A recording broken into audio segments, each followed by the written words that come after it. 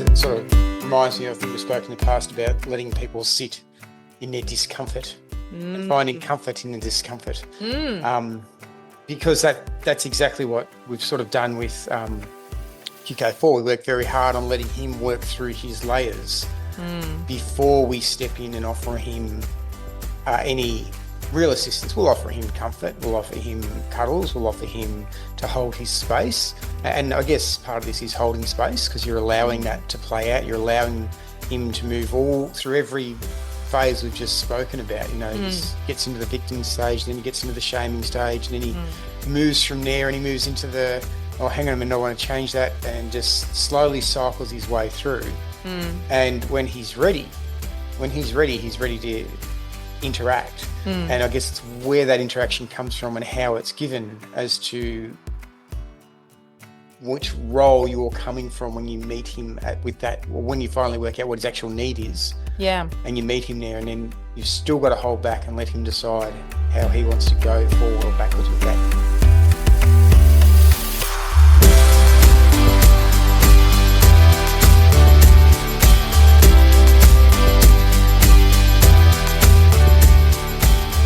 Hello, Quanta folks, and welcome to another episode of Faark The Shoulds podcast. I'm Jodi from QuantiMama. I'm McGill from QuantiPapa. Welcome back, McGill. Good to hear your dulcet tones.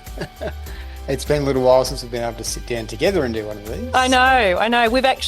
We've sort of reduced ourselves down to a couple that does a podcast, but not very often, because ones are always ferrying children around or putting out whatever fire is happening. Yes. Yeah. Which leads nicely into today's topic of Faark the Shoulds, because, you know, beautiful Quanta folks, I am all about farking the shoulds wherever possible. And I think it's an amazing litmus test for daily life, and I think reducing the noise and stress of life. So today's podcast is, I think we've got a working title of Heroes, Villains, and the Drama Triangle. Well, interesting. And I've literally just heard that 2 seconds ago. So I know, but we do have conversations about it, don't we? We do. I'm curious as to say, to find out where you wish to go with this one. Yeah, okay. Well, I mean, I just said to McGill that I'd love to have a tidy podcast that doesn't go for a couple of hours, because this topic is huge, isn't it? It is. And it's one of those things that when we do sit down and discuss it, we end up sort of just going on and on and on. So yeah, that's right. If we can cut straight to the point. Okay. Well, I think it's really useful for people if we just perhaps just clarify what the drama triangle is. So the drama triangle, I actually don't know where the origins are, but it has been talked about a fair bit in various circles. And essentially, it's about recognising that often, particularly in our Western society, we're set up to fit into a drama triangle and take one of three roles. And sometimes that can change, but I think often people predominantly fall into one role. And so the three different roles are that of the hero or the saviour, that of the victim, and that of the perpetrator or the villain, right? So we've got heroes, villains, and victims in our society. And I think that if you take a moment just to think about, say, your friendship circle or your family circle, and think about if there are people that seem to be really playing into the drama triangle of life, where I think that what happens is we're sort of set up to be addicted to the drama of life. And some of us are addicted to being the victims of life. And those people often, I think, will also be met with being unwell, because they're in that state of dis-ease, because constantly things are being done to them. They feel very disempowered by life.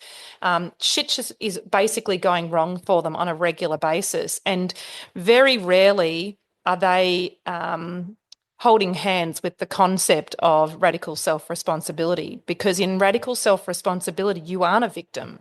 In fact, you're the agent of your existence. It's interesting, and these roles they change to people, and sometimes these roles are ascribed to you by others, and that makes an interesting thing, because you might very well be a hero in one person's story, then someone else casts you as the villain. And then before you know it, you might very well find yourself in that other role, that third role, the victim. And it's almost they're almost acceptable roles that we look for in people as well.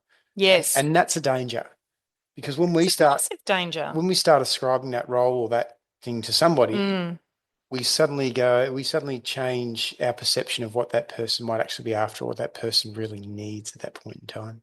Yeah, we tend to drop the curiosity and compassion part of that interaction, don't we? I think I love that you've gone straight to that, because I think that is something that we've had a couple of conversations with privately, and I am fascinated. I actually sense this may be a whole podcast episode in itself, where we get assigned, or we get involved in being the stories and being characters in other people's stories. And we've certainly, I think, been experienced that, where it's almost like you're cast as the villain, particularly, which can really rile you, where your ego is kind of going, that's such BS. Like, we're not a villain, but for some reason we're being painted as one. And in fact, that in itself can feel disempowering. It can, but sometimes somebody needs to blame somebody that's not themselves. Yeah. Somebody can't take that radical self-responsibility, or they need to look at it and go, I'm not able to accept that yet. And so that role can be ascribed, and then there's other times where it could be deserved. Yeah. But yeah, because we haven't had an opportunity to kind of remedy that misunderstanding.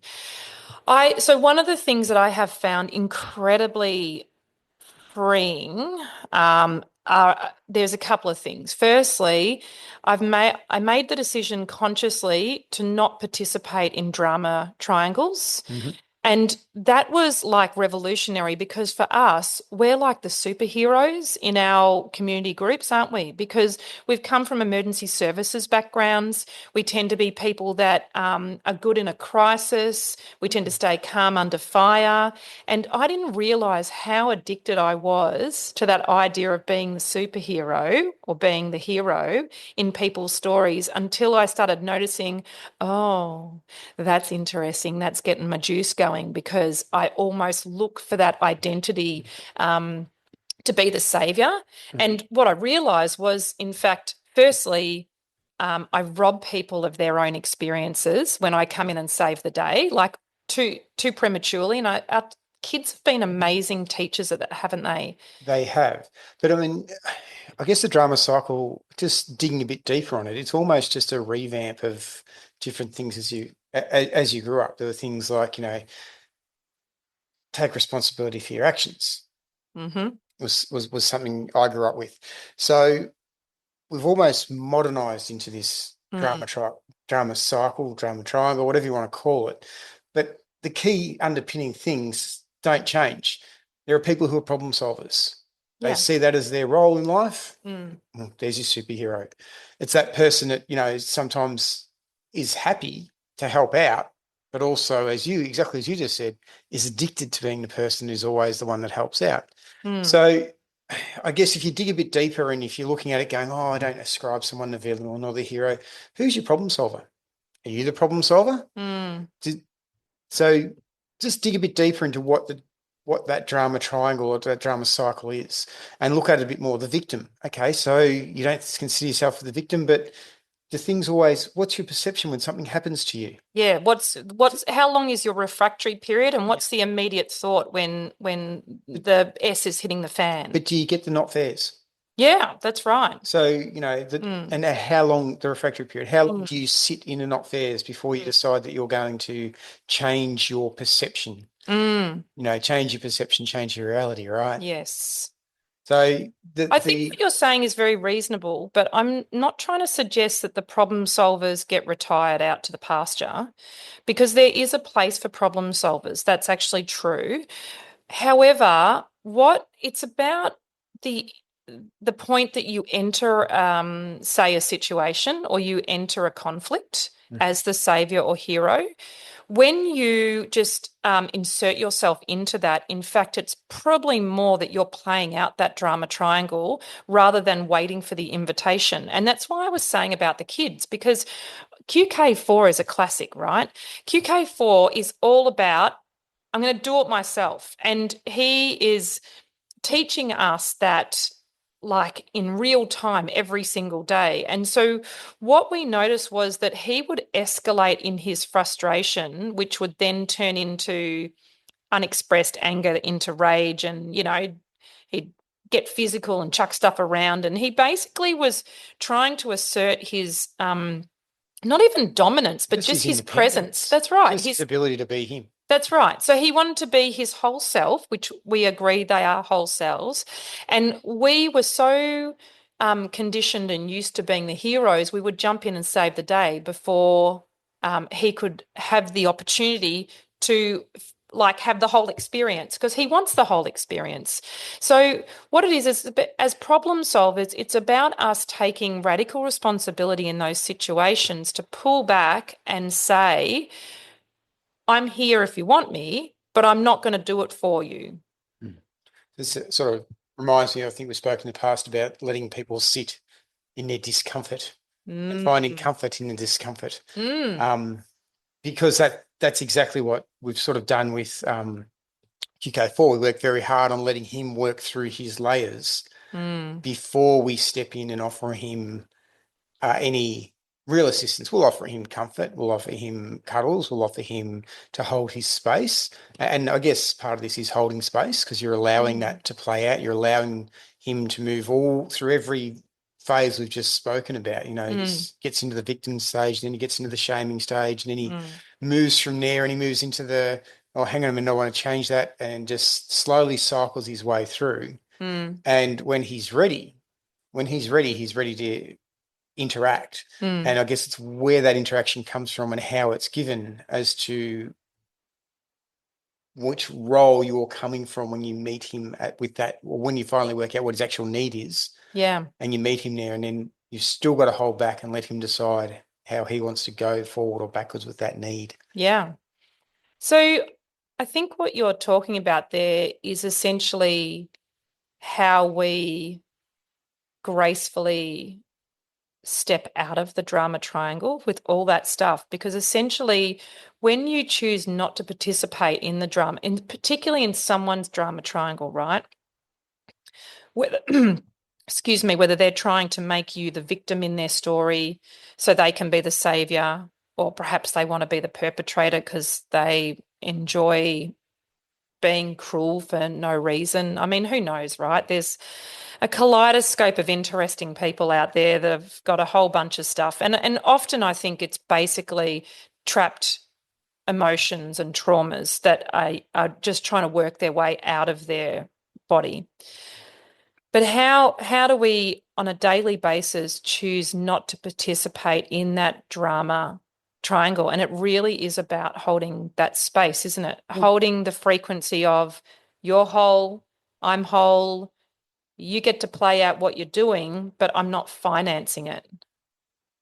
That's a tough one, because it is highly addictive. And you alluded to before our emergency services background. So we are used to turning up and, taking charge of a situation, directing people and all those sorts of things, because we're turning up at a crisis point. Yeah. So the question is, how do you avoid getting to a crisis point before you need to start ascribing those sorts of things?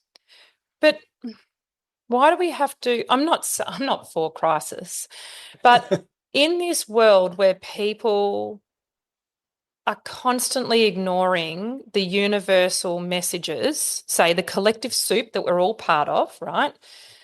How do we get any sort of forward momentum of people remembering their wholeness if they keep ignoring the universal soup's pebbles and stones that are trying to capture their attention, and they ignore, keep doing the same crap, and then they bring a brick their way or a boulder, which is something they've called in for their own learning. Like, I think the crises are actually really important for some people. You actually need to divorce yourself from the fact that they are a train wreck waiting to happen.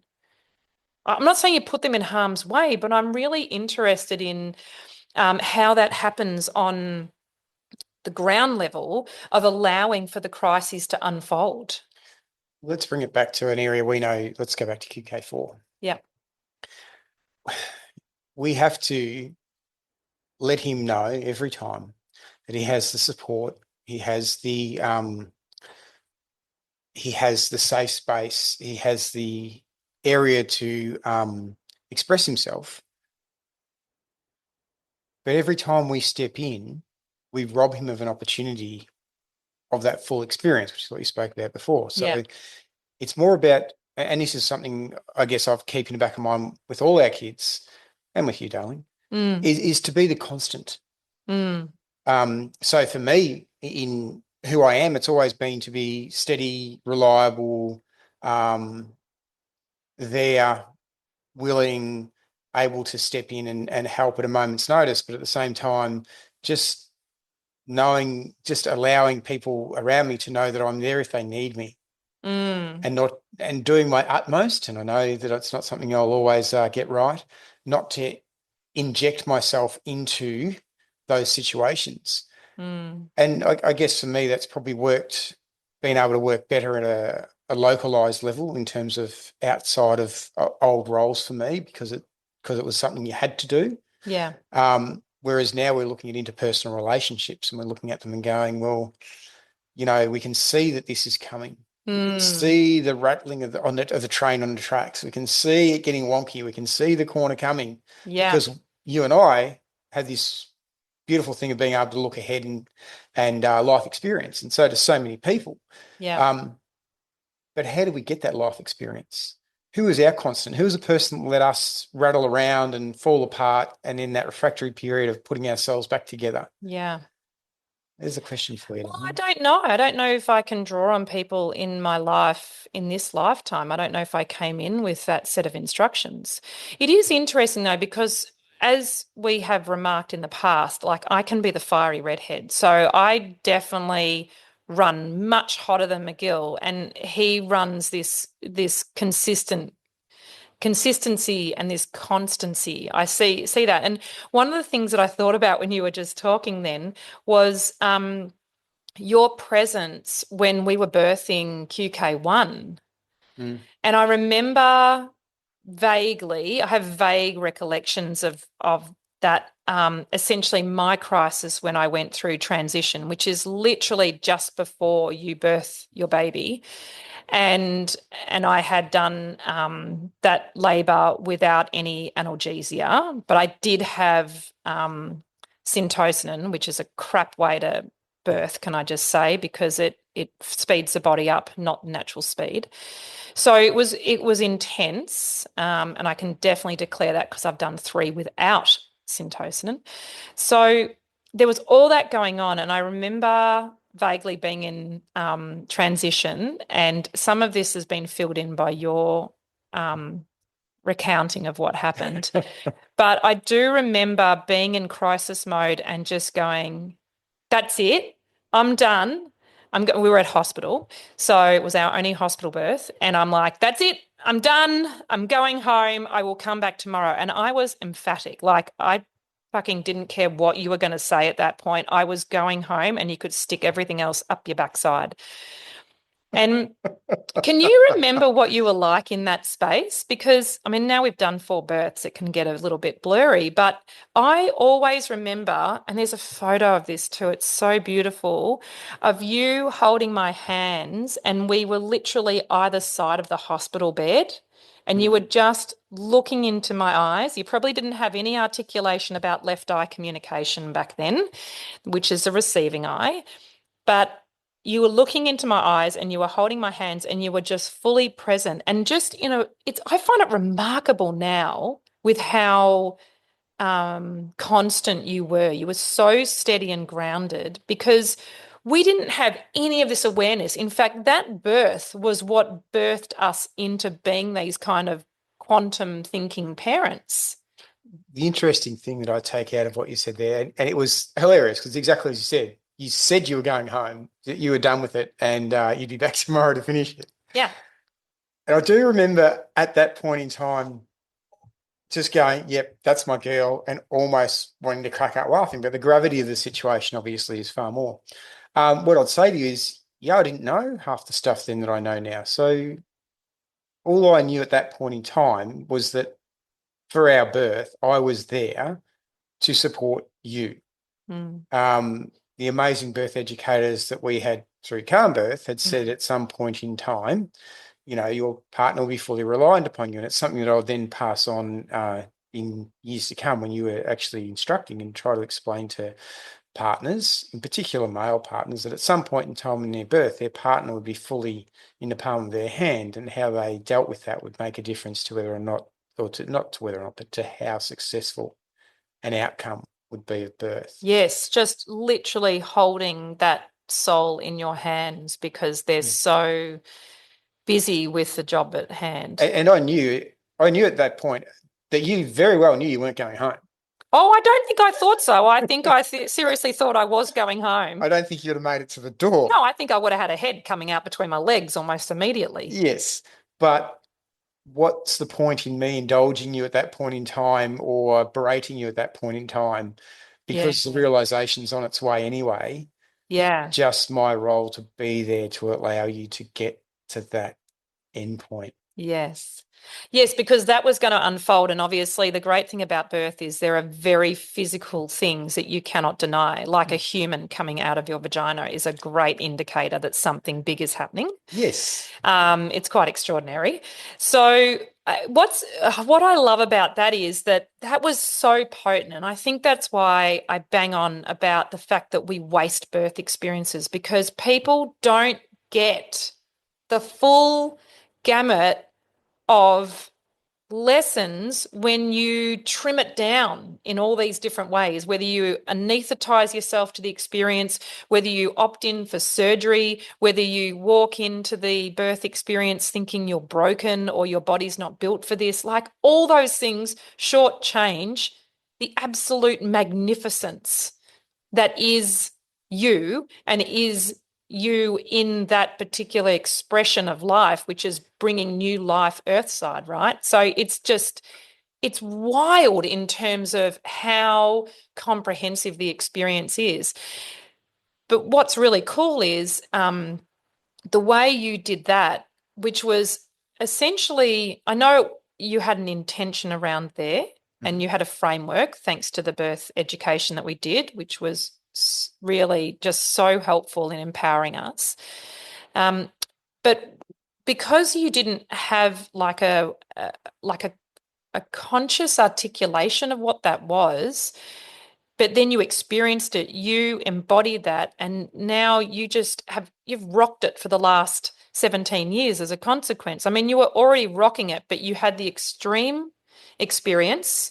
And then you internalize that and you're like, oh, that's how you hold space, like a mofo. That's the key to it, right? That's it, right? Well, if we bring that back and you look at the drama cycle, in that exact moment, if I had ascribed to you a victim role, then all of a sudden I'm calling for stuff to alleviate what's going on for you. This is saving me. That's right. But you're the victim. You need to be saved at this point in time. Yes, that's the Hollywood birth experience where the husband's running around like a bloody headless chook. And it just eliminates all reverence for what's going on. There's no presence, and he's going, save her, get her drugs, whatever, and you don't need them. So if I then take that, I then put myself into the hero mode. Yes. But then at some point you may very well ascribe me the villain. Yes. So the simple fact is that I've suddenly done what I felt was going to solve the immediacy of the problem by getting you something that would assist you with the birthing at that point in time. Yes, because in my story, I wanted your support no matter what. Mm-hmm. And so then if you alleviate my so-called pain, we'll call it birth symptoms and signs, then that to me is saying you don't believe in my capacity, right? Which is obviously not what it means, but this is where we come back to the drama triangle and the stories that we create and how we cast our villains and our heroes and obviously our victims within that. And then we kind of fill in this whole story that actually is just originating from us. So I guess for me and what you've highlighted there, what's worked for me, and this has worked for you obviously in challenges that I've had in more recent years, sometimes it's about being that constant, just knowing. So in the birth space, in our lives, you just know that you can come to me at any point in time. And I know that if you come and ask me an honest question, then I can give you an honest answer. And that's another thing, obviously, honesty is huge as well. Yeah. But just so in our case, Thoughtful honesty. yeah, but in our exact case, in our exact dynamic, there's a heap of time where you're the constant. With our kids, we're the constant. Yeah. We work very hard at going, well, look, these are the boundaries. Okay, you can rub up against them, you Yeah. can step over them, but we're going to come back to that line. Yeah. And then obviously, we're going to stretch ourselves if we need to change one of those boundaries, especially having a range of children at 7 years apart in age. You've got one that's, you know, Yeah, very different nearly 17 all the way down spaces. to one who's 9. So the boundaries are going to be constantly moving. Yeah. But it's about having that consistency. And I think we see this a lot of times in society where you might have a parent who's always yes, yes, yes. And another one is going, well, hang on, I want to be more moderate about this. I don't want to say yes to ice cream at 9 o'clock at night, 2 minutes before they're supposed to get into bed. I want some level of things. And it's for those two parties to get together and work out how they can work together cohesively as a constant thing. Takes a huge amount of commitment, because it's much easier for the person in there that's saying no to the ice cream to ascribe the villain role to the other party, the victim role to themselves, and then maybe someone else is there, an older child is there, and they interject and go, well, you can have, let's do that tomorrow. Come and do your teeth. And then all of a sudden we have our hero in the story. And if you can never get on board or never work out a way forward on issues like that, then you're going to find that you're butting up against one another, and suddenly you're going to ascribe your partner or your friend or your child a role that probably isn't fair.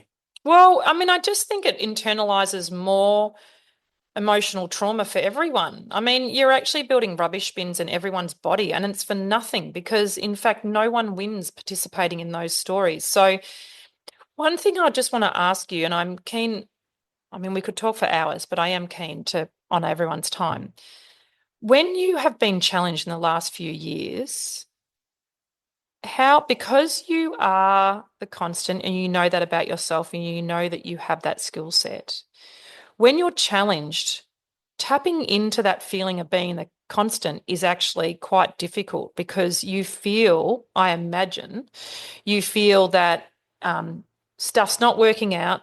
You're not you're not expressing yourself in the usual identity of protector and provider role. So there's a whole degree of uncertainty. You're in the universal soup of surrender, if you actually want to do that, or you're fighting the tide of that, right? So how was that for you? Like, not in this kind of airy fairy way. How was that for you? How did you resource yourself, or what helped when it was tough? Because it's all very well to talk about this stuff where you're feeling grounded and all going well. I mean, I always joke about being a fair weather, spiritual person. I'm not up for the ugly stuff. I'm not up for the work. I hate that feeling. I know that I'll get through it, but in that moment, I'm alls and all, and I feel all of it, and I hate feeling like that.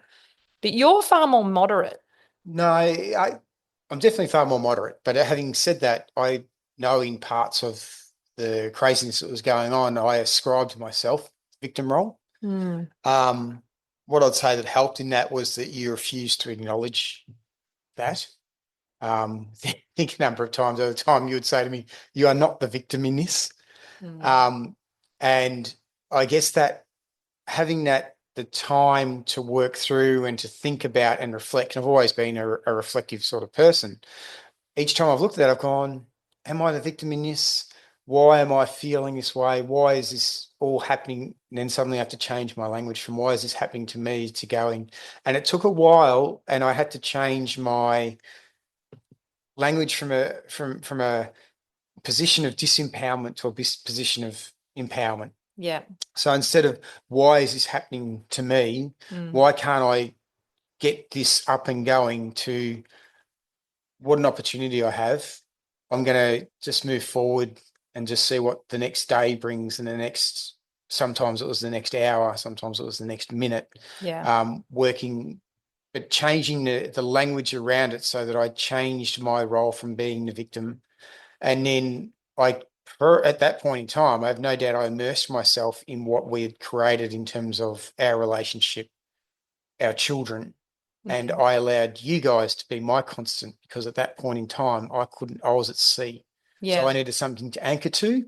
And the fortunate thing is that what I anchored to was a level of, exactly as I said, a level of what I would consider common sense, but where I am now, but a bit of constancy about expectations, behaviors, and changing that thought pattern from the poor me's or ascribing the villain role to everybody else and looking for reasons to blame society or other people for what was happening, and went, okay, how does any of that serve me?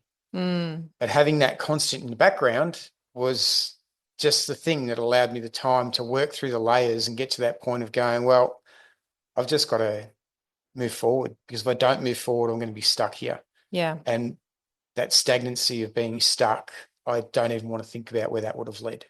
Well, you can't be at sea and be stuck. Do you know what I mean?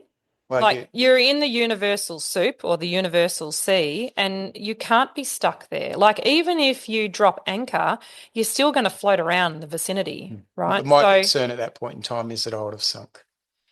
Yeah, I know that, but you had to look that concept of sinking in the eye and feel that into your body and say, is this true for me?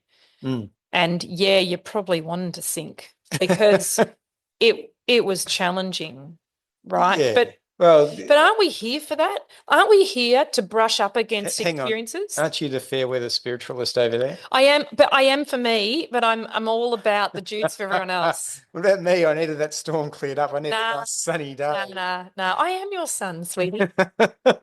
I am your son. And there's no doubt that was part of the defining factor on going, you know what? Yeah.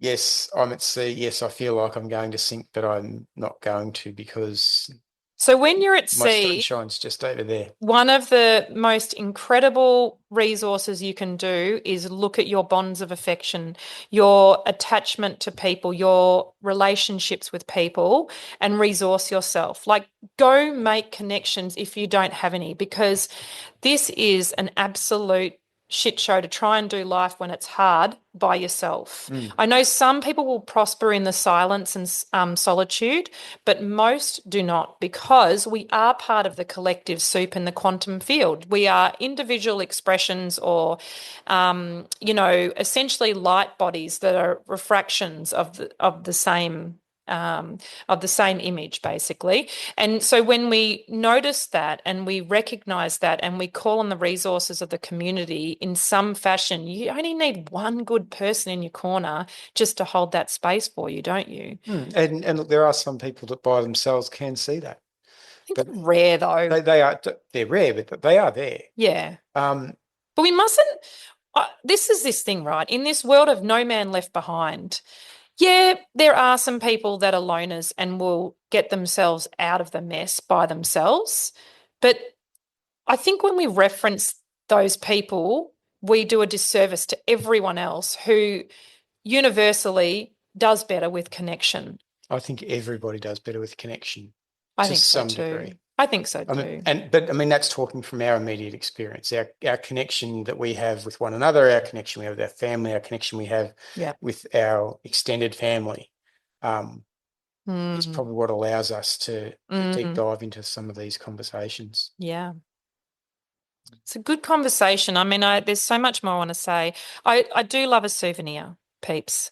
So my souvenir for you, apart from obviously having that conversation about gathering community or a community member, even if it's a community of two, if you're needing resourcing, if you're wanting to divorce yourself from the drama triangle and how that is down regulating you, because it is, use your breath. Take a moment of pause. Allow for yourself to feel the feelings. They don't define you, but they do exist within you. And if you bury them, they will come back and bite you on the backside at some point. They will downregulate you. So acknowledge that and use them as a way to move forward in your sea, however that is. I think that's where I want to finish. Do you want to say anything else, darling? Just that it's okay to be happy. You don't need a reason to be happy. If you wake up in the morning and you want to smile, smile. Yeah.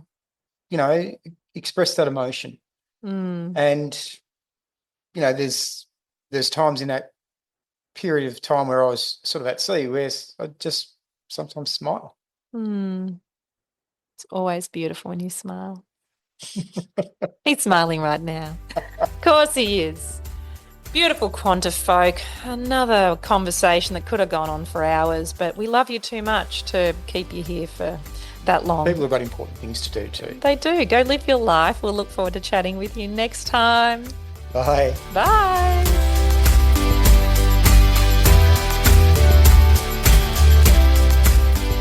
Hey Quantifolks, I've said it before and I'll say it again. Birth is transformational. And it can be transformational in the right way and in the not so right way. So how do we arm ourselves to be really prepared for this incredible experience? Well, you wouldn't go out and run a marathon without any kind of training. You'd at least do occasional stretches, and the High Vibe Birth course, which is self-paced, available at the QuantiMama.com website, is available for you.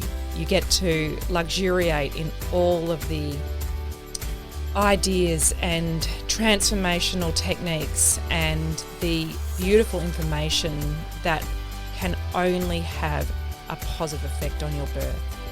So get fit for your birth marathon and head to QuantiMama for the High Vibe Birth course.